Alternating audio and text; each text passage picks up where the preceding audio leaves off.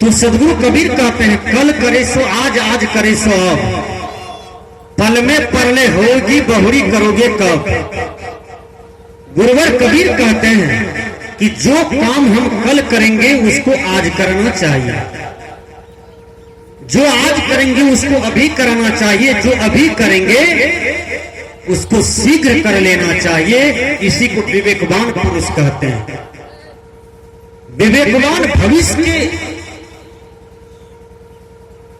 नजदीक बैठा नहीं रहता है, अपने जीवन को भविष्य पर नहीं छोड़ता है। विवेकवान जो होता है वह वर्तमान को देखता है कि हम वर्तमान में ठीक ठाक रहें, ठीक ठाक करें, ठीक सोचें, ठीक चलें, ठीक से क्रियाक्रम करें।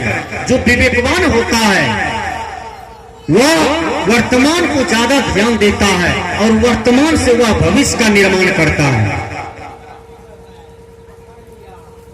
सदगुरु कबीर कहते हैं सुमरन करहु राम का काल गहे कर केस, न जाने कित मारी है क्या घर क्या परदेश।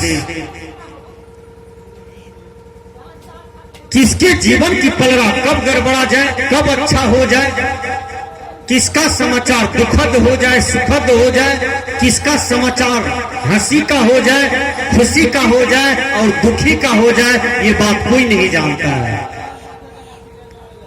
जो आदमी सुबह में जा रहा था वो आदमी शाम में श्मशान घाट की तैयारी कर रहा है। जो बच्चा गोद में खेल रहा था आज हंस रहा था, वो बच्चा को थोड़ा सा पेट में दर्द हुआ, उल्टी आई, वो बच्चा अभी बांस बाड़ी में जाकर गड़ा हुआ। दुनिया में हर चीज की गारंटी है लेकिन आपकी जीवन का कोई गारंटी नहीं है। ये बात कोई इंजीनियर नहीं ले सकता है। एक इंजीनियर यह कह सकता है कि एक पुल का 100 बरस तक गारंटी लेता हूँ, एक मकान का 200 बरस तक गारंटी लेता हूँ, इस हारमोनियम का 10 बरस तक गारंटी लेता हूँ, तुम्हारे घर को ये फुट्टा को 5 बरस तक गारंटी लेता हूँ, लेकिन तुम्हारे जीवन की कोई गारंटी नहीं है। इसका कोई इंजीनियर प्रमाण नहीं करता है और कोई इंजीनियर इसकी गारंटी नहीं लेती है। क्यों? मैंने कहा कि आपके शरीर में सब कुछ है, आंख, नाक, कान, जीभ, चाम, हड्डी, सारी इंद्रियां हैं। ऐसा कौन चीज है जो नहीं है, जो सारा शरीर बेकार हो जाता है? उसका नाम है आत्मा। आप शरीर नहीं है, आप आत्मा हैं। आप यह शरीर रूपी घर को बनाते हैं और शरीर रूपी घर का त्याग कर देते हैं, इसलिए आप आत्मा हैं। कलकत्ता से एक आदमी आता है और पूछता है दरवाजे पर खड़ा होकर के कि जय कुमार बाबू हैं हो, जय कुमार बाबू हैं हो।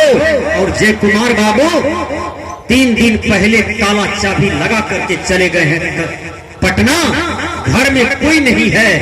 बोलिए उस आदमी को जवाब कौन देगा?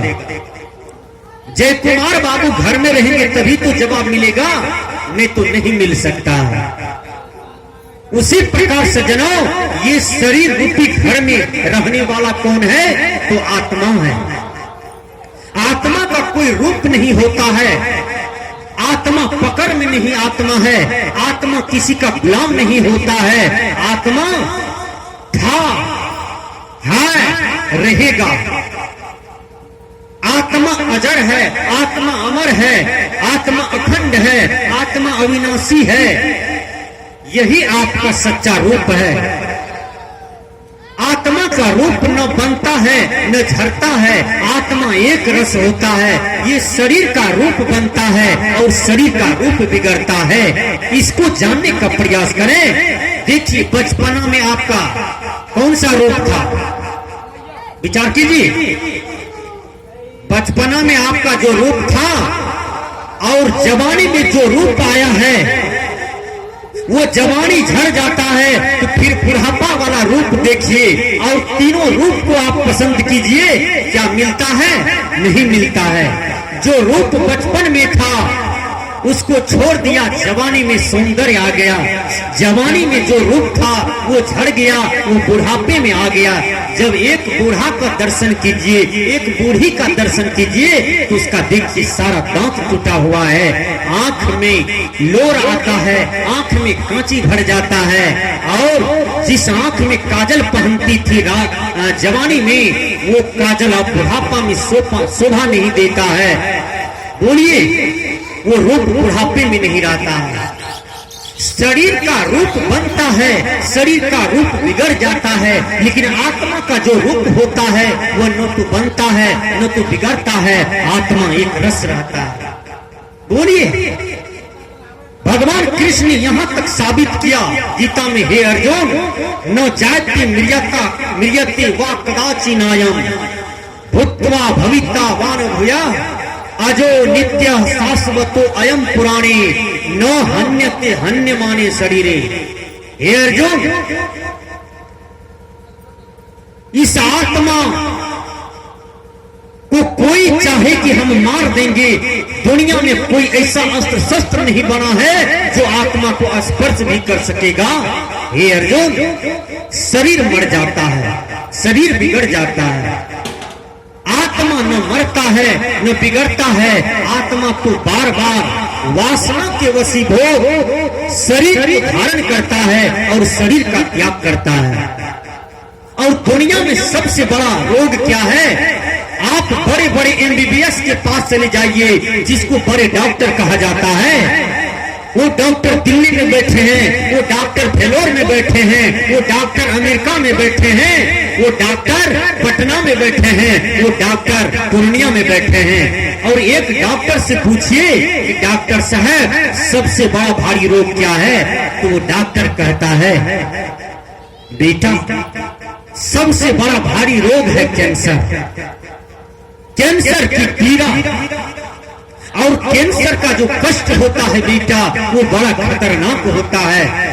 भगवान न करे, राम न करे, खुदा न करे कि किसी के शरीर में कैंसर हो जाए। क्या आपने कैंसर पेशेंट को देखा है? कैंसर की पेशेंट बहुत चिल्ला करके मर जाते हैं, उसके शरीर में बड़े बड़े पिल्लू जिंदे जी भर जाता है, उसके बाद उसको पिल्लू ही खाता है, उसके बाद वो छलपटा करके मर जाता है। ऐसा दंड किसी भी रोग में नहीं होता है। यदि किसी के शरीर में कैंसर है, यदि वह एक सच्चा इंसान को है, इसका मतलब पूर्व जन्म का पाप उसने इस जन्म में भोग लिया। यदि एक गड़बड़ आदमी के पास अनेक प्रकार के रोग आता है, अनेक प्रकार की दिक्कतें आती है, दुख आता है, इसका मतलब है उन्हीं के पाप कर्मों का परिणाम है जो उसको भोगना पड़ता है। मैंने कहा, जो बोएगा वही पाएगा, तेरा किया आगे आएगा, सुख दुख है फल कर्मों का, जैसी करनी वैसी भरनी। बहुत सुंदर पद है, इसको तो फिल्मी दुनिया के लोगों ने गाया और फिल्म में इसको चित्रण किया। लेकिन मैं धन्यवाद देता हूं फिल्मी दुनिया वाले लोगों को कि आपने इतना सुंदर बोध प्रद बात लिखी है कि जो बोएगा वही पाएगा। मैंने कहा कि एक लड़का जा रहा था मामा के यहाँ और 10 किलोमीटर तय कर लिया है, 10 किलोमीटर बाकी है। लड़का के पास साइकिल है, साइकिल से वो जा रहा है। मैंने कहा बीच में समाचार गड़बड़ा जाता है, बीच में उसके जीवन का पलड़ा पलट जाता है, बीच में उसके जीवन का समय और भाग बदल जाता है। वो कैसे बदल जाता है इस बात को कोई नहीं जानता है। मैंने ये भी कहा कि यदि कोई लड़का मोटरसाइकिल से निकला है वो घर पहुंचेगा कि नहीं, ये बात भी कोई नहीं जानता है। जो आदमी लाठी लेकर के खेत निकला है मकई देखने के लिए, गेहूं देखने के लिए, धान देखने के लिए, अपना फसल निरीक्षण करने के लिए, वो घर लौटेगा कि नहीं, ये बात भी कोई नहीं जानता। जो लड़का शादी करने के लिए गया है वो घर लौटेगा कि नहीं दुल्हन लेकर के, ये बात भी कोई नहीं जानता है। जो लड़का दिल्ली कमाने गया है, जो लड़का पंजाब कमाने गया है, वो घर लौटेगा कि नहीं ये बात भी कोई नहीं जानता है। क्योंकि गुरुवर कबीर ने कहा, सुमरन करहूं राम का काल गहे कर केस, ना जाने कित मारी हो क्या घर क्या प्रदेश। काल आपके पीछे लगा हुआ है, समय आपके पीछे लगा हुआ है और मृत्यु आपके पीछे लगा रहता है। वो उसको मौका मिलते ही वो आपको चपेट में ले लेता है और आप मृत्यु के गुलाम हैं, हमेशा मृत्यु के गुलाम हैं। एक बात आप लोग जान लीजिए कि हर आदमी डरता है एक चीज से, उसका नाम है मृत्यु। बोलिए, ये रजदमपुर वाला सखी सहेलिया मित्र छूट जाएगा सजना, लोकाही वाला, बनमनखी वाला, पूर्णिया वाला, पटना वाला मित्र, बंधु बांधव, कर कुटुंब, सखी सहेलियां सब छूट जाएंगे, लेकिन मृत्यु एक ऐसा साथी है जो आपके जीवन के साथ हमेशा लगा रहता है। मृत्यु रूपी साथी वो सच्चा साथी होता है, एक दिन आपका दर्शन करेगा ही नहीं। इसलिए मौत से किसी भी आदमी को नहीं डरना चाहिए। डरना चाहिए केवल बुरा कर्म करने से, बुरा काम करने से। मृत्यु से कभी भी नहीं डरना चाहिए। यदि जवानी में आ जाए तो भी ठीक, बचपना में आ जाए तो भी ठीक, माँ की पेट में ही आ जाए तो भी ठीक, यदि बुढ़ापे में आ जाए तो भी ठीक। मृत्यु कभी भी आ जाए तो हंसते हंसते स्वीकार कर लीजिए। मैंने इंटर में पढ़ा था रामनरेश त्रिपाठी का। रामनरेश त्रिपाठी ने कहा, निर्भय स्वागत करो मृत्यु का, मृत्यु एक है विश्राम स्थल, जीव जहां से फिर चलता है धारण कर नवजीवन संबल। मृत्यु एक सरिता है, श्रम से कातर जीव नहाकर फिर नूतन धारण करता है काया रूपी वस्त्र बहाकर। रामनरेश त्रिपाठी जी महाराज कहते हैं कि निर्भय स्वागत करो मृत्यु का। जैसे हम लोग अतिथि का स्वागत करते हैं, मेहमान का स्वागत करते हैं, दामाद का स्वागत करते हैं, जीजा जी का स्वागत करते हैं, ससुर जी का स्वागत करते हैं, बहू रानी का स्वागत करते हैं, उसी प्रकार अपने जीवन का जो सच्चा साथी मृत्यु है उनको भी गले पकड़ करके लगा लीजिए और हंसते हंसते स्वीकार कर लीजिए। इसी को कहते हैं जीवन जीने की कला। जिसको जीवन जीने की कला आता है उसको मरने की कला भी आता है। जिसको जीना नहीं आता है उसको मरना नहीं आता है। मरने से वो कायर डरता है जो जीना नहीं जानता है। जो अपने जीवन में सब दिन गड़बड़ काम किया है उसको मरने से डर लगता है, लेकिन जो अपने जीवन में सब दिन अच्छा काम किया है उसको मरने से कहीं दिक्कत नहीं है, उसको मरने में कहीं डर नहीं है। एक जवान लड़का फौजी बनता है, वह भारत माता की रक्षा करते करते अपने सीने में गोली खाता है और पहाड़ पर बिना पानी के छटपटा करके मर जाता है। उसको भारत सरकार पद्म का, भारत सरकार उसको भारत रत्न से स्वीकार करते हैं और उसको नाम इतिहास में देते हैं। आखिर वो कैसा लड़का है जो भारत माता की रक्षा के लिए अपने सीने में गोली खा लेता है। वो भी जानता है कि अब हम मर जाएंगे, लेकिन मृत्यु को स्वीकार कर लेता है। लेकिन भारत माता को ऊपर कोई उंगली उठा दे ये चीज उनको बर्दाश्त नहीं होता, क्योंकि देश को अपनी माँ बना के रखा है, देश को अपने पिता समझ रखा है, देश को भाई बहन समझ के रखा है। वो कैसा वीर है, उसी वीर का नाम इतिहास में आता है। मैंने कहा कि वो लड़का जा रहा था मामा जी के यहाँ, बीच में पलड़ा पलट जाता है।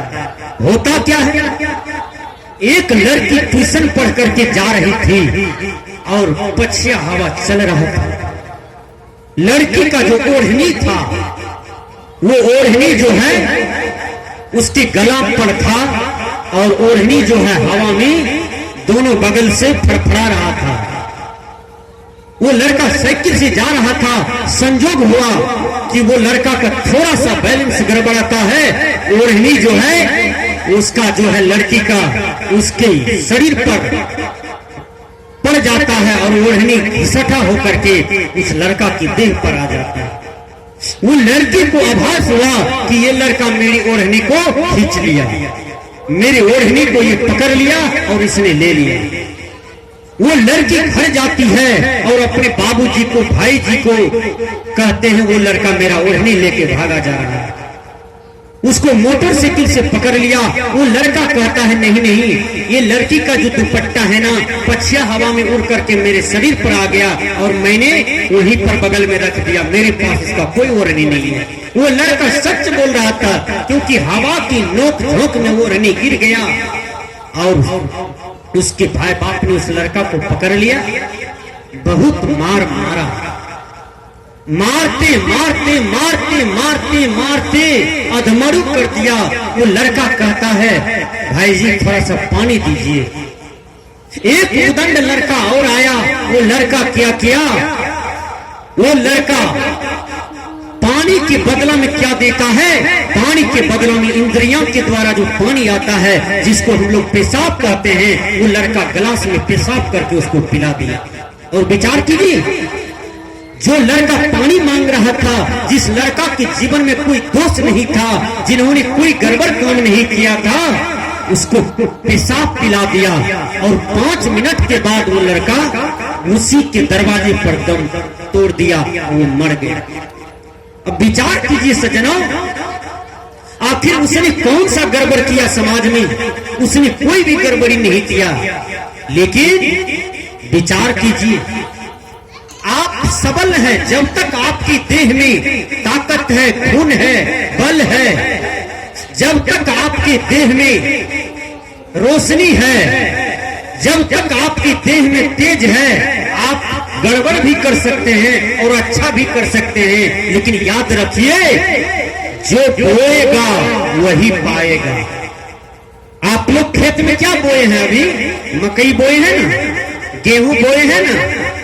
अभी चलिए, सबके दरवाजे पर गेहूं है, क्योंकि गेहूं बोया था, गेहूं काटा है, मकई बोया है, मकई काटा है।